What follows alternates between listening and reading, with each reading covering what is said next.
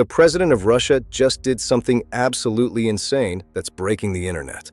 Alexei Petrov, the powerful leader who lives in luxury and is driven everywhere in armored convoys, disguised himself as a regular citizen and took the Moscow metro during rush hour to see how ordinary Russians actually live. For 3 hours, he experienced overcrowded trains, rude commuters, broken escalators, and heard people openly complaining about that idiot Petrov who has no idea what we go through. The irony is crushing. When a Babushka told him, "The president lives in his palace while we suffer in this hell," Petrov couldn't take it anymore. It's September 2026, and President Alexei Petrov has a growing problem. His approval ratings are dropping, down to 58% from a high of 75 just 2 years ago. The complaints are always the same. He's disconnected from regular people. He lives in luxury while we struggle. He revealed his identity right there on the metro platform, and what happened next has 60 million Russians watching in shock. Within 1 week, he fired the Moscow metro director, announced a 10 billion ruble infrastructure overhaul, and proved that sometimes leaders need to see their failures up close. Petrov, who came from a working-class family in Ekaterinburg and worked his way up through politics, finds this criticism frustrating. He knows struggle, he lived it, but his advisors tell him the optics are bad. Presidential palaces, motorcades, state dinners with oligarchs. The people see distance. So Petrov decides to do something his security team absolutely hates. He's going undercover on the Moscow metro during Monday morning rush hour to experience exactly what millions of Russians experience every single day. So Petrov decides to do something his security team absolutely hates. He's going undercover on the Moscow metro during Monday morning rush hour to experience exactly what millions of Russians experience every single day. His chief of security, Dmitry, nearly has a stroke when Petrov proposes this. "Mr. President, this is incredibly dangerous. You'll be in a confined space with thousands of people, any of whom could be a threat." But Petrov is determined. "That's exactly the point, Dmitry. I need to know." They compromise. Plainclothes FSO agents will be scattered throughout. On September 16th, Petrov transforms his appearance. He grows out his stubble, wears a cheap tracksuit, puts on a worn jacket and a Ushanka hat. He looks like any middle-aged Russian worker. His code name, Citizen Volkov. For 3 hours, he experienced overcrowded trains, rude commuters, broken escalators, and heard people openly complaining about that idiot Petrov who has no idea what we go through. The irony is crushing. When a Babushka told him, "The president lives in his palace while we suffer in this hell," Petrov couldn't take it anymore. He revealed his identity right there on the metro platform, and what happened next has 60 million Russians watching in shock. Within 1 week, he fired the Moscow metro director, announced a 10 billion ruble infrastructure overhaul, and proved that sometimes leaders need to see their failures up close. At Pushkinskaya, Petrov sits on a bench to catch his breath. Next to him is an elderly woman, maybe 70 years old, who looks completely exhausted. Petrov, staying in character as a regular citizen, asks, "Are you all right, Babushka?" She looks at him with tired eyes. "All right. No, I'm not all right.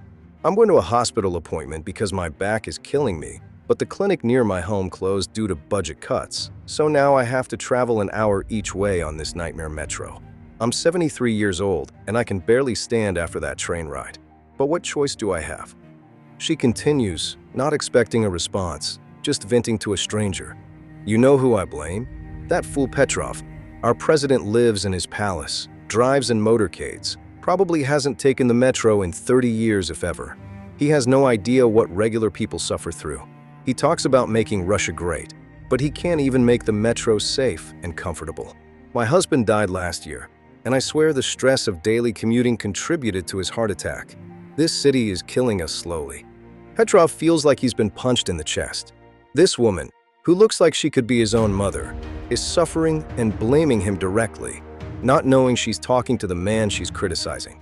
He wants to defend himself, explain all the challenges of governance, but he knows she's not wrong. When was the last time he actually experienced public transportation? 20 years ago. More?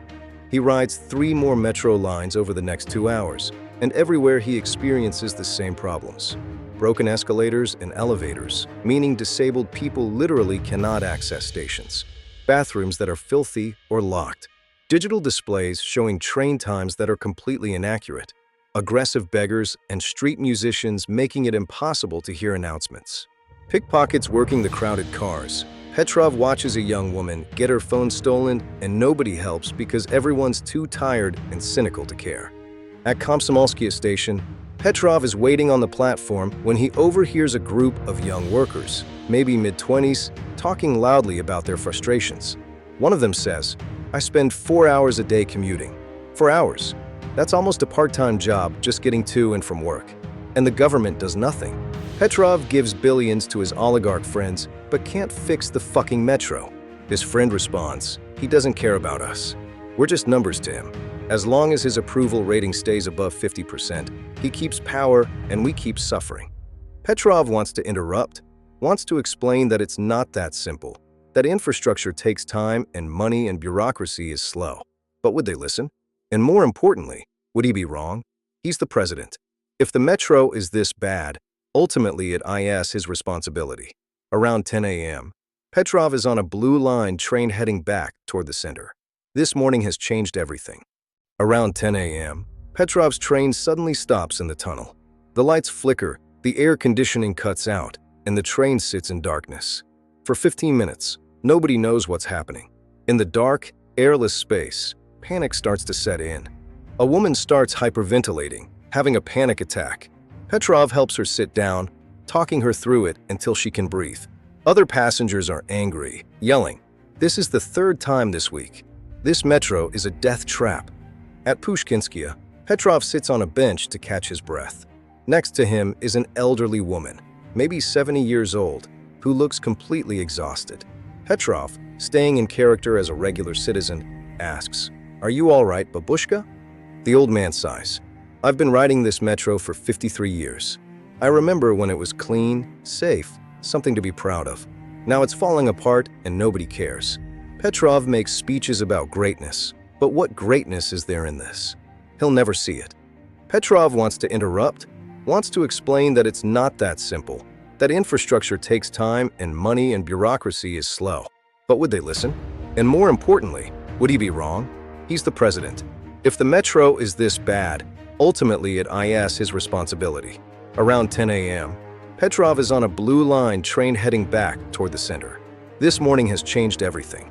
The old man laughs, thinking it's a joke. But then Petrov pulls out his presidential ID. The man's eyes go wide. "No, you're joking." Petrov shakes his head. "I'm not joking. I didn't understand. But now I do." A crowd starts to form. Within minutes, 60 million people are about to see what happens next. I am President Alexei Petrov, and I spent this morning riding the metro as a regular passenger because I needed to see with my own eyes what you experience every day. And what I experienced is unacceptable. Broken infrastructure, overcrowding, dangerous conditions, and worst of all, a feeling that your government has abandoned you. I heard a babushka say I live in a palace and don't care about regular people. She was right. I haven't been paying attention to your daily reality, and that's my failure as your president. The crowd is stunned. Some people are crying, some are angry, some are just shocked. A middle-aged man in the crowd yells, "So what are you going to do about it?" More promises that never happen. Petrov looks him in the eye. "No. Action. Today, I'm calling an emergency meeting with the Moscow city government and the metro director. Heads will roll for allowing our metro system to deteriorate like this. This is not a campaign promise. This is a presidential order." The video of this moment, Petrov in his tracksuit and Ushanka standing on a metro platform admitting his failures and promising immediate action, is uploaded to VKontakte and spreads like wildfire. Within 3 hours, it has 30 million views. Within 12 hours, 60 million. Russian state media has no choice but to cover it. International media picks it up. The image of a world leader voluntarily riding public transportation and then being confronted by the people he governs becomes global news. That afternoon, Petrov holds an emergency meeting that's broadcast live. The director of Moscow Metro, a bureaucrat who's held the position for 8 years and clearly been neglecting his duties, tries to make excuses about budgets and maintenance schedules. Petrov cuts him off. "I just spent 3 hours on your metro. I rode trains that are falling apart. I used escalators that are broken. I sat in a train that stopped in a dark tunnel for 15 minutes, causing panic. You're fired. Effective immediately. Within 1 week, Petrov announces a comprehensive metro modernization plan. 10 billion rubles allocated immediately, with another 20 billion budgeted over 5 years. All broken escalators and elevators will be repaired within 6 months, with massive fines for contractors who miss deadlines. 200 new train cars ordered from Russian manufacturers, creating jobs. Enhanced security, including more police presence and better camera systems. Free metro rides for all pensioners over 70. And most importantly, mandatory monthly transparency rides, where government officials must use public transportation to maintain awareness of conditions. The old man he met on the platform is there, invited as a special guest. The man tells Petrov, "You actually did it. I didn't believe you would, but you did. The metro is better. Not perfect, but better. And more importantly, for the first time in years, I feel like my government sees me." 2 years later, the Moscow Metro wins international awards for safety and efficiency. The Babushka who complained about Petrov is interviewed and says, "I still have complaints, but at least now I know he's listening." That's more than I expected from any president. Petrov's approval ratings climb back to 72%. Not because of propaganda, but because Russians saw their president experience their reality. That tracksuit and Ushanka he wore are now in a Moscow museum with a plaque.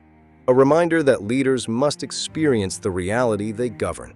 This is the legacy of President Alexei Petrov, the man who wasn't afraid to see his own failures. That's not propaganda, that's actual governance. Now if you'll excuse me, I have another meeting. But this time, I think I'll take the metro.